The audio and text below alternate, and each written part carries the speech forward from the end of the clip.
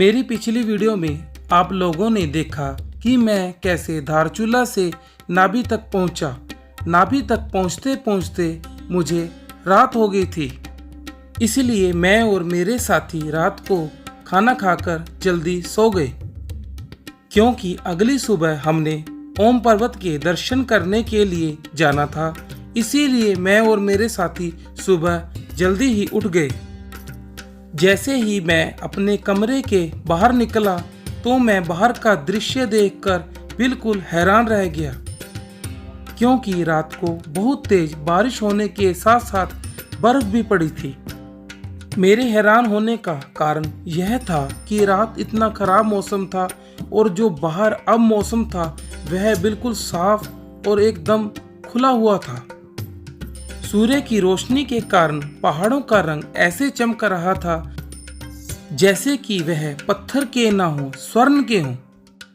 इतने साफ मौसम को देखकर मैं मन ही मन में बहुत खुश हो रहा था और भगवान का बहुत शुक्रिया अदा कर रहा था, क्योंकि आज मुझे उनके कारण ही दिव्य और अलौकिक ओम पर्वत के दर्शन होने की संपूर्ण संभावना हो चुकी थी। दूर दूर जो मुझे ऊंची ऊंची पहाड़ियां दिखाई दे रही थी वह सभी रात को बर्फ पड़ने के कारण बर्फ से ढक चुकी थी, जिस कारण वह बहुत ही सुंदर लग रही थी। नाभि बहुत ही प्यारा एक छोटा सा गांव है, जहां पर अक्टूबर से मार्च तक बहुत अधिक बर्फ गिरती है, जिस कारण यहां पर सेब बहुत होता है। मैं इस यात्रा में सितंबर के आखिर में गया था, तब भी यहाँ पर बहुत अधिक ठंड थी और लाल लाल सेबों से वृक्ष भरे पड़े थे। सुबह मैं थोड़ा पहले तैयार हो गया था, मेरे साथी अभी तैयार हो रहे थे, जिस कारण अभी मेरे पास काफी समय था। इसलिए मैं नाभि गांव को अंदर देखने के लिए चला गया। नाभि गांव छोटा है, परंतु देखने में बहुत ही सुंदर एवं साफ सुथरा है। गांव की ज्यादातर गलियां पक्की बनी हुई हैं। यहाँ के घरों की दीवारें पत्थर से और उनकी छतें लकड़ी से तैयार की गई हैं। नाभि गांव व्यास घाटी में पड़ता है। काफी घरों के ऊपर रंग भी किया हुआ था और वह रंग ज्यादातर नीला था। इस गांव में बिजली की सप्लाई कम होने के कारण मैंने बहुत जगह सोलर पैनल लगा हुआ भी देखा।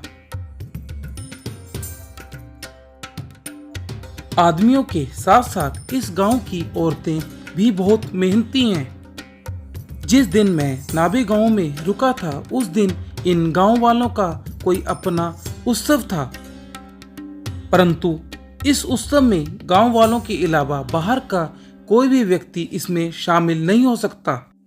सभी गांव वाले इसकी तैयारी में लगे हुए थे।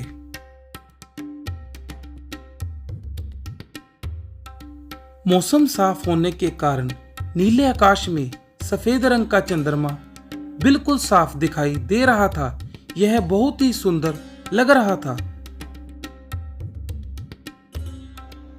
सुबह के 7 बज चुके हैं। अब हम थोड़ी देर में नाभि गांव से श्री ओम पर्वत जी के दर्शन करने के लिए निकलने लगे हैं।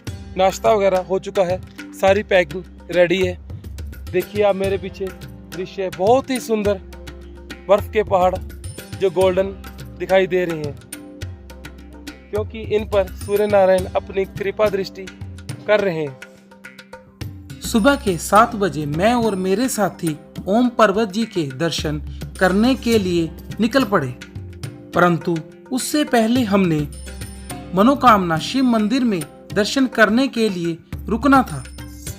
यह मंदिर मेरे होमस्टे से जहां पर मैं रात को रुका था उससे 1 किलोमीटर की दूरी पर स्थित है।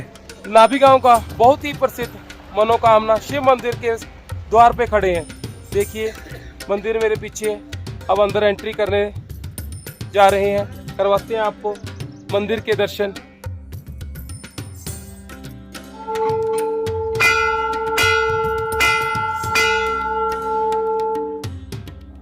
मनोकामना शिव मंदिर नाभि गांव का बहुत ही प्रसिद्ध मंदिर है और कहा जाता है कि यहाँ पर सच्चे मन से प्रार्थना करने से हर एक मनोकामना आवश्यक पूर्ण होती है।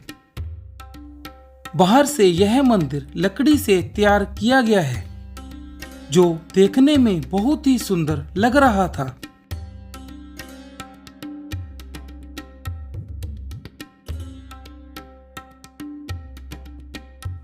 मंदिर में प्रवेश करते ही सबसे पहले हमें नंदी जी के दर्शन होते हैं। मंदिर के अंदर जिस शिवलिंग की स्थापना की गई है, उनका आकार बहुत ही विशाल है और वह देखने में बहुत ही सुंदर हैं। मंदिर के अंदर मैंने प्रवेश करने के पश्चात सबसे पहले मैंने शंकर जी को नमस्कार किया और उनकी पूजा अर्चना की।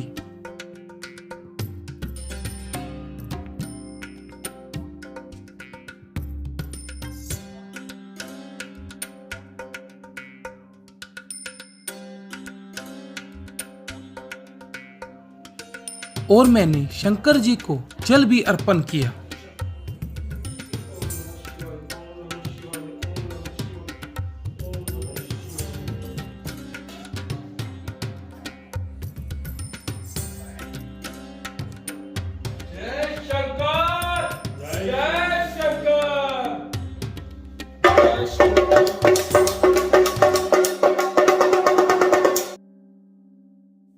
मनोकामना शिव मंदिर के दर्शन करके मैं अपनी यात्रा के लिए आगे बढ़ चला, क्योंकि इसके पश्चात मैंने ओम पर्वत के दर्शन भी करने थे। नाभि गांव से ओम पर्वत की टोटल दूरी तकरीबन 20-22 किलोमीटर है, जिसके लिए हमें 11 किलोमीटर का सफर तय करके पहले काला पानी पहुंचना पड़ता है और काला पानी से 9 किलोमीटर का सफर तय करके हमें नाभि डांग पहुंचना पड़ता है और ओम पर्वत के दर्शन भी हमें वहीं से होते हैं। ओम पर्वत के पास नाभि डांग में रात को रुकने की व्यवस्था भी है, जिसका एक रात का किराया प्रति व्यक्ति 500 से 600 रुपए होता है। मौसम साफ होने के कारण सब कुछ बिल्कुल क्लियर दिखाई दे रहा था। ये ऊंचे ऊंचे पहाड़ और ये नीला आसमान, यह सब कुछ बहुत ही सुंदर लग रहा था। इन सभी सुंदर नज़ारों को मैं अपनी आंखों में कैद करता हुआ आगे की तरफ बढ़ता जा रहा था। नाभि से ओम पर्वत तक की जो सड़क है वह बिल्कुल कच्ची है। इस रास्ते में हमें ज़्यादा भीड़ भाड़ नहीं मिलती, जिस कारण जाने में कोई ज़्यादा परेशानी नहीं होती।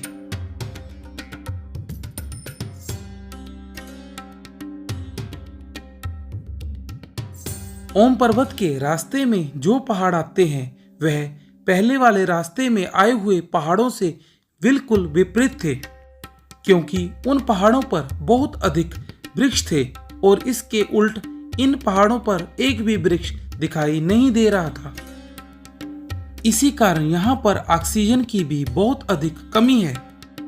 जिन व्यक्तियों को दमा और हाई ब्लड प्रेशर की बीमारी है, उन व्यक्तियों को यहाँ पर परेशानी भी होती है।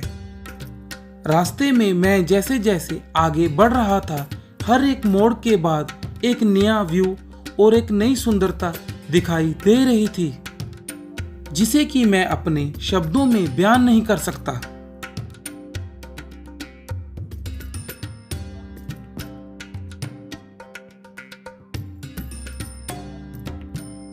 मौसम साफ होने के कारण सूर्य नारायण भी आसमान में बिल्कुल साफ और चमकते हुए दिखाई दे रहे थे। आखिर वह घड़ी भी आ ही गई जिसका मुझे पिछले 3 दिन से बड़ी बेसब्री से इंतजार था, और वह यह कि मुझे प्रथम दर्शन श्री ओम पर्वत जी के हुए।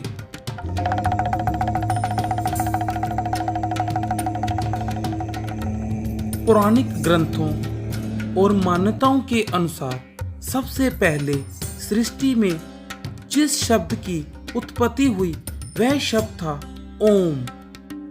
इसी कारण सनातन धर्म में इसकी बहुत अधिक महत्वता है।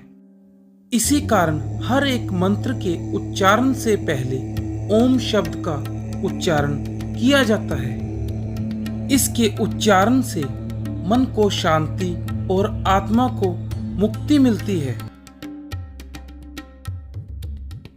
पौराणिक ग्रंथों एवं मान्यताओं के अनुसार इस ओम शब्द को पूरी सृष्टि में 8 स्थानों पर स्थापित किया गया था, लेकिन इन 8 स्थानों में से सिर्फ एक स्थान का ही हमें ज्ञान हो सका है और वह जगह हमारे देश भारत में है।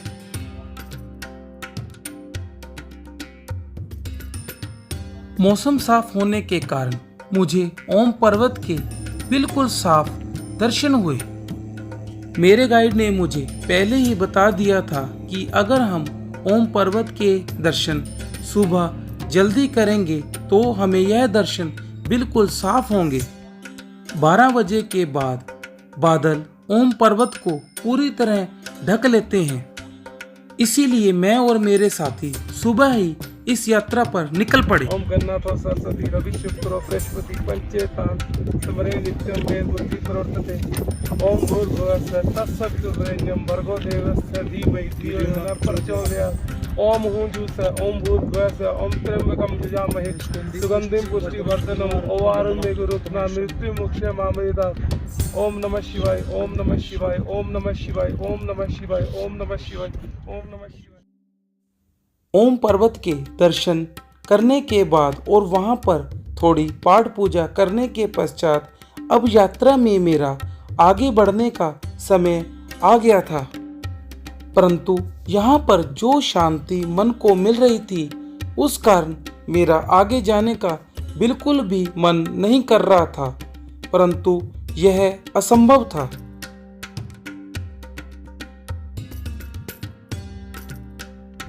माता पिता के आशीर्वाद से और भोले बाबा की असीम कृपा से और आप सभी मेरे शुभ चिंतकों की शुभकामनाओं की वजह से आज मैंने ओम पर्वत के बड़े ही अलौकिक दर्शन कर लिए हैं। अब मैं कल आदि कैलाश जी के दर्शन करने जाऊंगा। इसी तरह अगर मुझे वहां पर मौसम भी बहुत ही अच्छा मिला तो मैं धन्य हो जाऊंगा। ओम पर्वत के दर्शन करने के पश्चात मैं आगे काला पानी के लिए चल पड़ा। वहां पर मैंने काली माता के दर्शन भी करने थे। यह वही स्थान है जहां से काली नदी की उत्पत्ति होती है। इस काली माता के मंदिर में पहुंचने के लिए सबसे पहले हमें लकड़ी का बना हुआ पुल क्रॉस करना पड़ता है।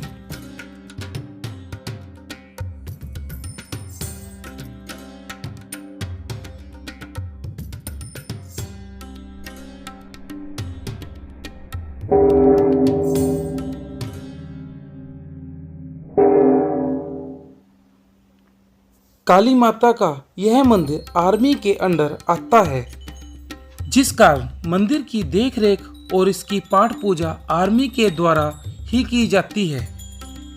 मंदिर के रास्ते में बहुत ज़्यादा घंटियां और बहुत सारे झंडे लगाए हुए हैं। जो काली नदी अपने रौद्र और खूंखार रूप के बारे में जानी जाती है, वही काली नदी यहाँ पर बिल्कुल शांत एवं धीरे धीरे बहती हुई दिखाई देती है, जिसका कारण यह है कि इस काली नदी की उत्पत्ति यहीं से माता काली के चरणों से होती है। माता काली जी का मंदिर ऊंचे ऊंचे विशाल पहाड़ों के मध्य में बना हुआ है, जिस कारण मंदिर और भी सुंदर लगता है।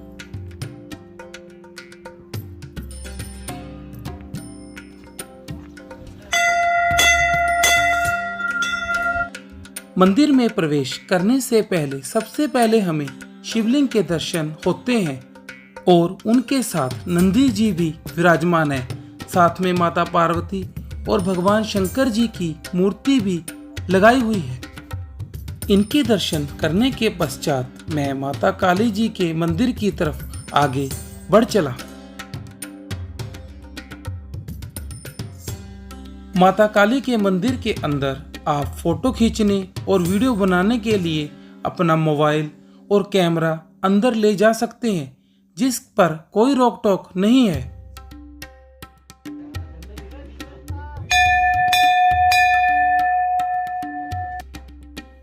मंदिर को अंदर माला और फूलों से बहुत अच्छे तरीके से सजाया हुआ है, जिस कारण मंदिर अंदर से बहुत ही सुंदर लग रहा था।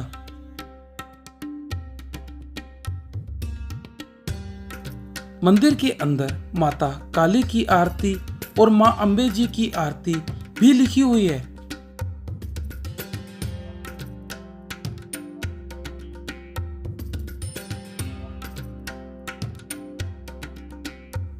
मंदिर के अंदर बहुत ही प्राचीन एक शिवलिंग भी है, जो कहा जाता है कि स्वयं प्रकट हुआ है।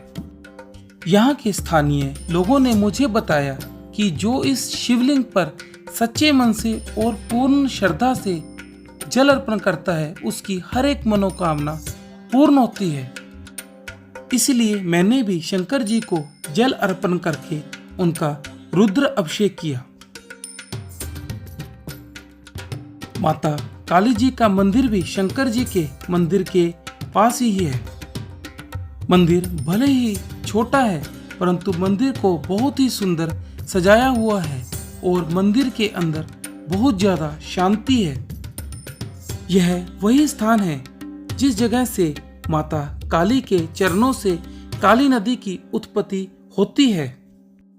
इसी कारण आदि कैलाश जाने वाला हर एक यात्री इस मंदिर में माता काली के दर्शन करने आवश्यक आता है। यह वह जल है जो माता काली के चरणों से निकलता है और यही जल लोग अपने घर में लेकर जाते हैं। काली नदी का उद्गम स्थल माँ काली जी के मंदिर में नमस्कार किया, माता को से आशीर्वाद लिया। आगे चलेंगे आदि कैलाश जी के दर्शन करने के लिए। यहीं से माता काली का बहुत ही शांत रूप देखा हमने, जहाँ से हमने घर के लिए जल भी लिया। यह जल निरोग काया और मन की हर एक मनोकामना को पूर्ण करने के लिए, इसीलिए हम यहाँ से जल लेके जाएंगे अपने घर पर, अपने घर वालों को भी जल पिलाएंगे। काली माता के मंदिर में से ही हमें वेदव्यास गुफा दिखाई देती है। यह वही गुफा है जिसमें ऋषि वेदव्यास जी ने बैठकर महाभारत को लिखित रूप दिया था। इसी के साथ मेरे भाग 3 की भी समाप्ति होती है। संपूर्ण वीडियो देखने के लिए आप सभी का बहुत बहुत आभार। मेरी आगे की आदि कैलाश जी की यात्रा की वीडियो देखने के लिए भाग 4 की प्रतीक्षा करें। जय शंकर।